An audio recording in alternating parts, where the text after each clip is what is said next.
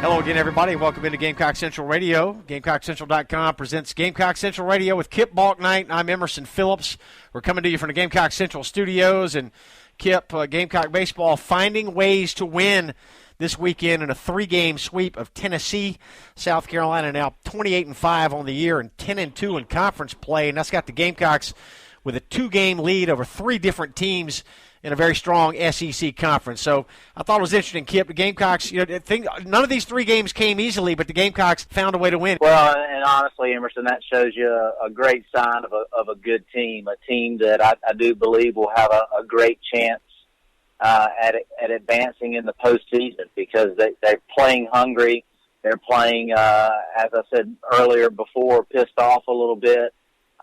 They're willing themselves to victories in many ways, whether it's a different guy out of the bullpen or playing without Destino this past weekend against Tennessee. Certain guys stepped up. It's just been a very, very fun team to follow and watch, and certainly an easy team to root for.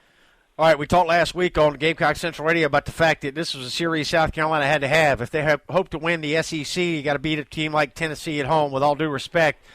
We mentioned last week Tennessee's got some talent, but the Gamecocks playing at home where they've been nearly unbeatable this year. Needed to find a way to win this series, and they did that. Clark Schmidt pitched 6 innings on Friday, gave up 2 runs in Game 1. He's now 7-1 on the year. South Carolina led 7-2, but the bullpen gave up 4 runs, and the Gamecocks hung on to win it 7-6, with Josh Reagan picking up his 9th save of the year. L.T. Tolbert homered and drove in 3 runs. So, Kip, concerns about the bullpen. We've touched on this, periodically throughout the year, and the bullpen got touched up a little bit Friday. Yeah, they did, and things even happened on Saturday as well. It's been a little bit of a blur for them. Been a little bit of a struggle. So I definitely think there's some things that have got to be, fixed in that bullpen. Whether they look to switch things around, move some guys around, but the kicker is making sure that those guys are getting appearances. And the starting pitch has been throwing so well, and we've used majority, really just a couple guys. We need to try to use several more guys, in my opinion. You look at what happened on Saturday with Matt Vogel. He comes in, he gives up a hit, gives up, I think, 2 walks, and comes out of the game. And, he hasn't pitched in probably 6 weeks. And that's a very, very difficult thing to do in baseball as a pitcher, to be able to be sharp if you haven't pitched in a while. I think back to my baseball career, and most of it was a starter at the professional level. And when I didn't pitch on the normal, 4 days, pitch the 5th day, rest 4 days, pitch the 5th day. When I had 5, 6, 7 days rest sometimes because of rainouts or, a big league guy coming down and making a start and pushing everybody back, things like that. When I had extra rest, my numbers were elevated. It wouldn't surprise me a bit if I had above a 5 ERA when I had 6 or 7 days rest, just because it's just very difficult to do. You've got to be able to stay sharp and be able to pitch in games. So we're going to have to do our best to find some guys some innings, and especially early on in the season. That's why I think it's very, very important to be trying to use as many guys as possible, because you're going to need them down the stretch. Talking Gamecock baseball with Kip Bouknight. We invite you to download the Gamecock Central Radio app on the App Store and on Google Play.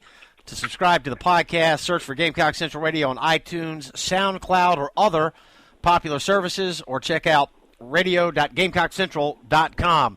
Saturday game 2, Kip, South Carolina scored 2 runs in the 6th and added an insurance run in the 8th to break open a 4-all tie, and another outstanding start for Braden Webb. This freshman now 7-1, just like Clark Schmidt. 7 1/3 for Braden Webb and 10 more strikeouts. Yeah, and he started off, a little bit rusty and gave up some runs early, but I tell you, the mental makeup of these starting pitchers for South Carolina is just second to none, really. It's just that, for me, winning games like South Carolina won on Friday night and Saturday for me, and Sunday as well. But those types of wins, to me, give me a lot of hope and aspirations for this team in a playoff, because, you get to a regional and every team's good. And obviously we know in the SEC it's not an easy weekend ever. And Tennessee, while they're not nearly as talented, in my opinion, as South Carolina, they struggle a little bit, especially in the bullpen, and their starting pitching is not great. But our guys scrapped and clawed and did everything they could to, get some timely hits. And Braden Webb has just been, he's been, as advertised, just been outstanding. And to see him be able to give up some runs early, kind of like Clark Smith did at Vanderbilt the week prior, was just very, very impressive for a 21-year-old freshman. All right, then in Game 3 Sunday, Kip, you talked about Alex Destino. He'd been out for a couple weeks after crashing into the wall, making a catch in the outfield, and he returned with a 2-out pinch-hit RBI single to drive in a run in the bottom of the 8th, and Carolina beat Tennessee 4-3. So it really was timely hitting, like you said, both Saturday and Sunday. Yeah, it was, and again, it just shows the will to win for these guys and the strength of the teams. I look back at when South Carolina won national championships in 2010 and 2011, respectively. It was just it was that overall will to win, that drive, that hunger, that they felt like they could beat anybody, but they respected everyone. And I think, after losing the national championship in 2012 and that transition moving forward, that's a tough transition for 18 to 21-year-old kids to come into. And you lose your manager, and Ray Tanner is now the AD, and you bring in Chad Holbrook, who, in my opinion, is an amazing, outstanding coach, just as good as a guy like Ray Tanner. But it's a transition period, and guys, the young guys coming in, they came into a scenario where, it was as if they felt like they could just kind of strap it on and go out and play, and it's really not that way. And I feel like this team has really got the mindset and the attitude of the old South Carolina days of being very hungry and having a passion to play and a togetherness, a camaraderie amongst themselves, and they are hungry and they are playing pissed off, and it's fun to see. It's really fun to see. Yeah, Gamecock baseball's in business right now, 10-2 in the SEC. That's best in the league. They got a 2-game lead over 3 teams in the conference, 28-5 overall for South Carolina, ranked as high as number 6 last week. We're recording on Monday. New baseball polls coming out today. So that sets the stage for tomorrow night, Kip. We got a game in Charlotte. Interesting matchup here.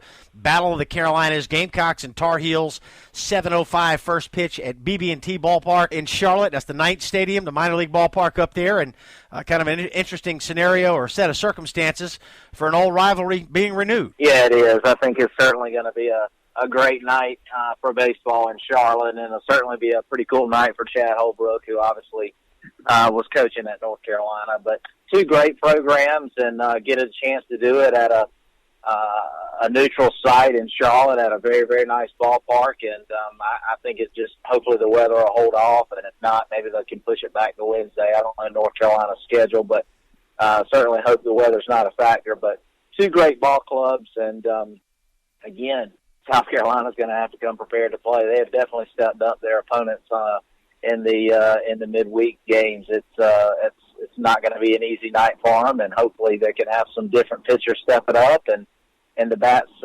continue to be hot, kind of like they were this weekend against Tennessee. All right, so just a 1 midweek game this week against the Tar Heels in Charlotte on Tuesday night, and then Friday over in Athens for another SEC series against the Georgia Bulldogs, 7 o'clock first pitch Friday, 6 o'clock start Saturday, 1 p.m. Sunday. So big week for Gamecock baseball here, Kip. It is. I think it's they really, really put themselves in a great position this past weekend, sweeping Tennessee. That's one that you look back, and if they end up winning the SEC this year, that's an important series because, as you know, things can go south in the SEC really quick. It's a lot of great ball clubs, a lot of good programs, and obviously a North Carolina middle of the week game is going to be tough.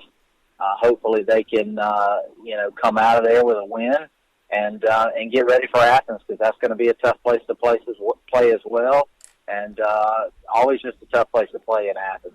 All right, it's North Carolina tomorrow night. Tar Heels are 23-9 and 8-7 in the ACC, but they're ranked number 11 in the country in last week's polls.